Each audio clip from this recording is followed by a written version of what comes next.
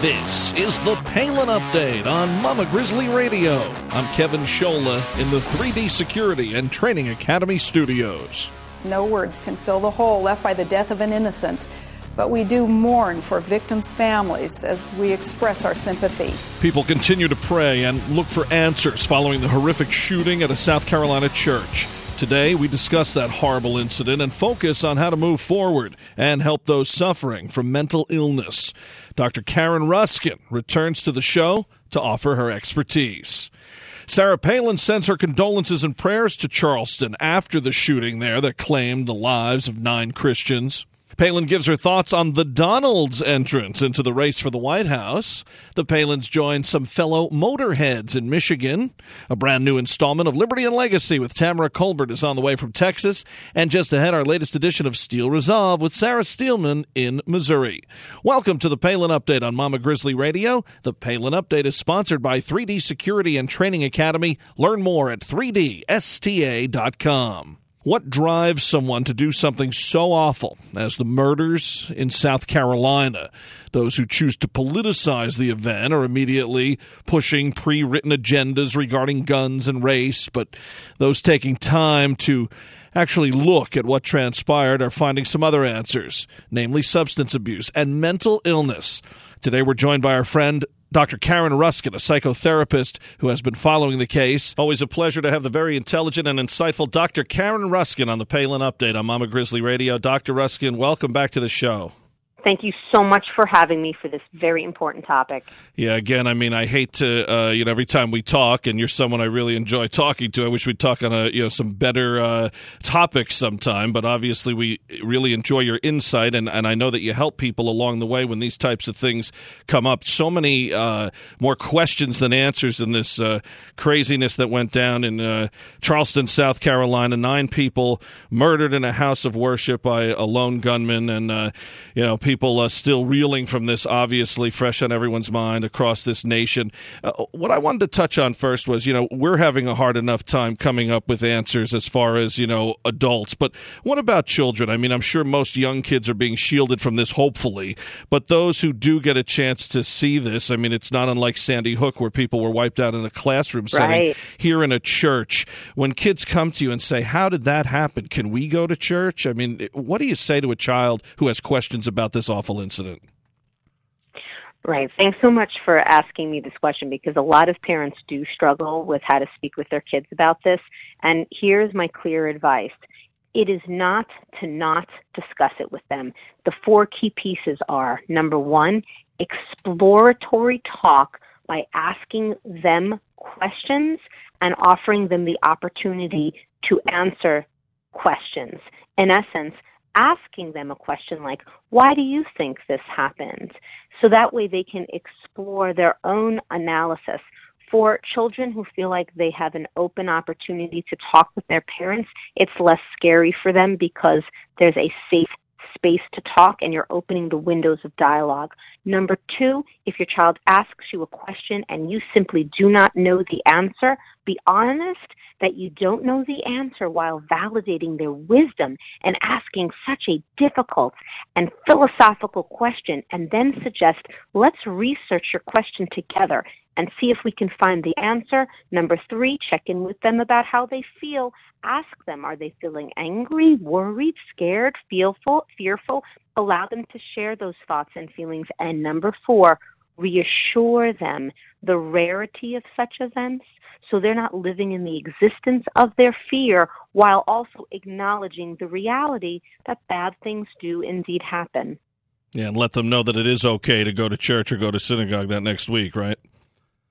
Well, absolutely, and that's all about the reassurance that we are living in a safe space and this is safe for us to go. It's not about ignoring that these bad things happen, because bad things do happen, while balancing that with reassurance that it's safe for them to go and that we're going to go. Because of things that happen, we don't not do things out of fear. We continue to empower ourselves and continue to live even though bad things happen. Unfortunately, a lot of people in high-profile positions are politicizing this event right away. I mean, before this was even a day old, we were talking politics, a lot of race brought into this, a lot of gun talk brought into this. But let's talk about the real issues here. Mental illness obviously playing a part in all of these high-profile shootings. What can we do to get more help to those in need to prevent something like this from happening in the first place? How can we find, the resources and also the warning signs of people like this guy to be able to say, hey, this is a guy who needs to be taken care of early on before anything like this gets to this point? I'm sure we're going to find out there were a lot of signs, as we usually do in these cases.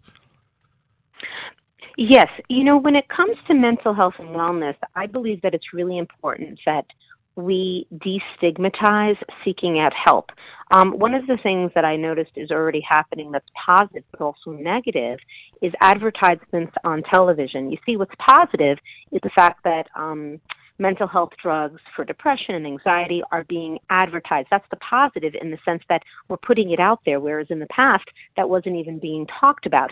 The problem with that is the negative is instead of promoting counseling, instead of having advertisements, marketing campaigns to promote the notion of take ownership of if you're not feeling happy, if you're feeling lonely, if you're feeling like no one understands you, call or email this number. This is how we can help you.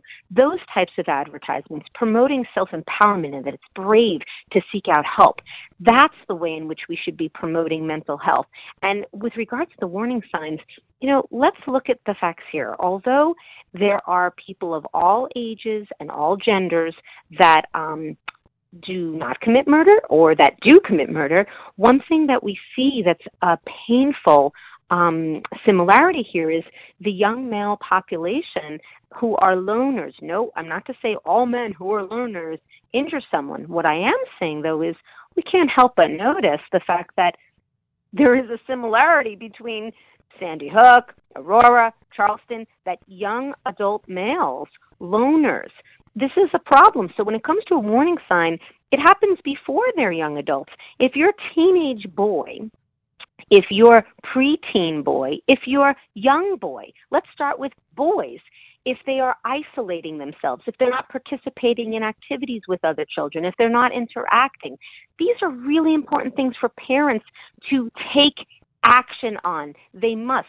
Boys, girls, boys, children must be involved in activities from a young age on to old. And I recognize that as children become teenagers, often parents allow them their independence where they're not telling them where to go, what activities to do, because that is a healthy stage of development independence, right? Right? We all know that, sure. The fact is, though, if your teenager is isolating and not interacting with others, hiding in the room, let's say, it's a problem. And so as a parent, you need to take action on that. That is one warning sign of take action and help them to participate in activities where they're feeling connected and belonging. Because loneliness, isolation, depression, these are very scary possibilities for a young male that it does not look pretty for them in their future in terms of how they present themselves as they age. I mean, you even look at these guys in these most recent cases, they almost have that same spaced-out look in some of their the pictures as far as the mug shots and as far as the arrest pictures. And, whether it's Charleston or Sandy Hook, Aurora, drugs playing a role. Do we need to focus on things, obviously mental health and drugs, as opposed to what we've been seeing from our leaders, which is, the politicization of all of this, talking about guns and race? Of course, some of this stuff may play a part in specific cases, but what about the drug angle here? Is that another thing we need to look at? Right. Well, as a psychotherapist, I like to look at what has happened behind the scenes that has led to all this. If you think about behind the scenes, if you think about the inner, demons within one's own self, if a person is, let's say, escaping through drugs, or let's say that they are using drugs as a self-medication type of situation, when it comes to drugs, no good can come from that. And if a person is using, whether it's illegal drugs or legal drugs, abuse and use of drugs, there's a real problem with that, because no good comes from using drugs. And rather than us, what we should be doing, right, is we focus on what's going on with people's mental health and wellness. We focus on the fact that it's so important for a person to learn life skills and coping skills with life's challenges rather than utilizing, drugs as a form of escapism or self-medication. That's what we need to be focusing our attention on, because if we focus on the underlying problem and the symptoms of the problem rather than the outcome of the problem, then we can come up with prevention, solution, resolution.